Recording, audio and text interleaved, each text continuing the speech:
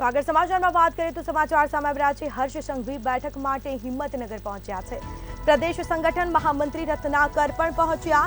પદાધિકારીઓ અને હોદ્દેદારો સાથે બેઠક યોજાશે। રાજપૂત સમાજના 60 આગેવાનો સાથે બેઠકો કરશે અને સાથે જ કહી શકાય કે પદાધિકારીઓ પણ ઉપસ્થિત રહેશે। બેઠકમાં હોદ્દેદારો પણ હશે બેઠકમાં હાજર। હર્ષ સંઘવી બેઠક માટે હાલ હિંમતનગર પહોંચ્યા। પ્રદેશ સંગઠન મહામંત્રી રત્નાકર પણ ઉપસ્થિત। તો વધુ વિગતો સાથે સંવાદદાતા દીપકસિંહ રાઠોડ આપણી સાથે ફોન લાઈન પર જોડાઈ ગયા છે। જી, મહત્વપૂર્ણ બેઠક ગણાશે। હર્ષ સંઘવી હાલ હિંમતનગર પહોંચ્યા છે, શું માહિતી?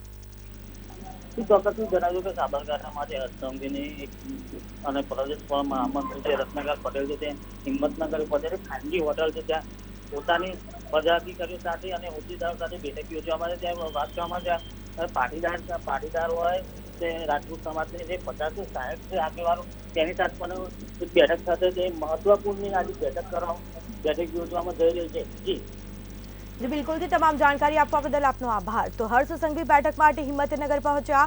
પ્રદેશ સંગઠન મહામંત્રી રત્નાકર પણ ઉપસ્થિત।